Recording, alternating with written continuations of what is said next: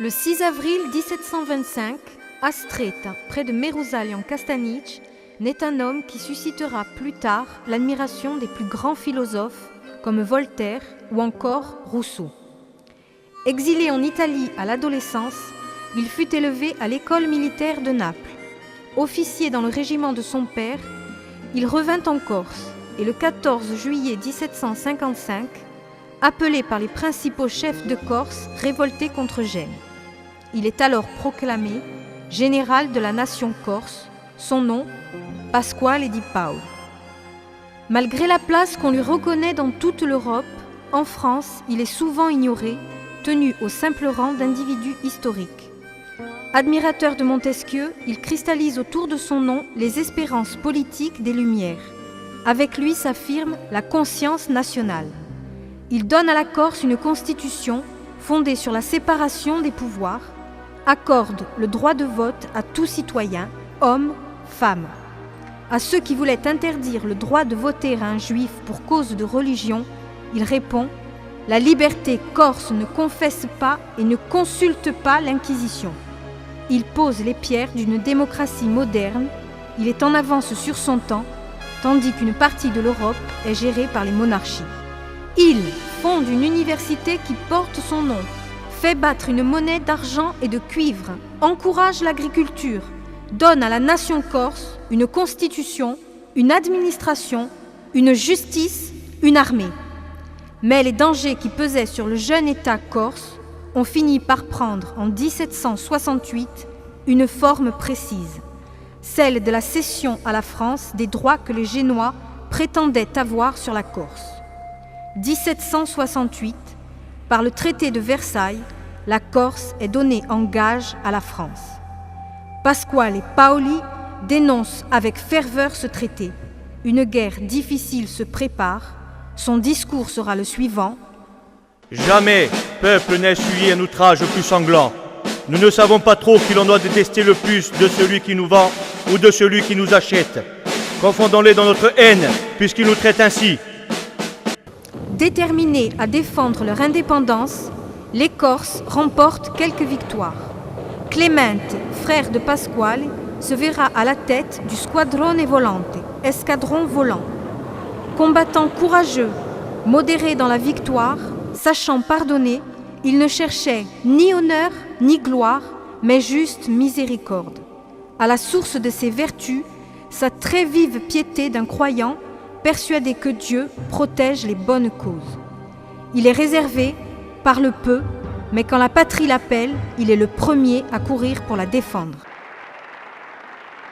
La guerre entre la Corse et la France est à son comble. Les Corses forment une ligne de défense dans le Nebbio afin de contenir les soldats présents à Oletta et tous ses alentours.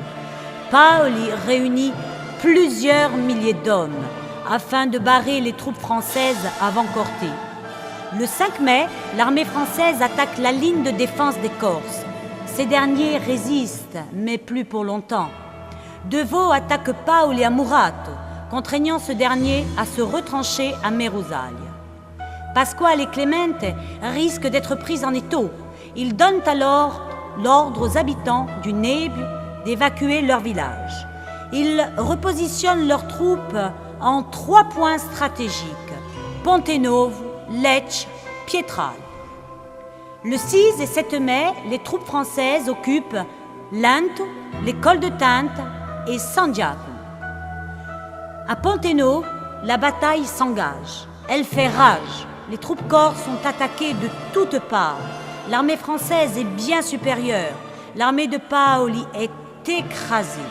Les troupes de Louis XV marquent la fin de l'indépendance de la Corse.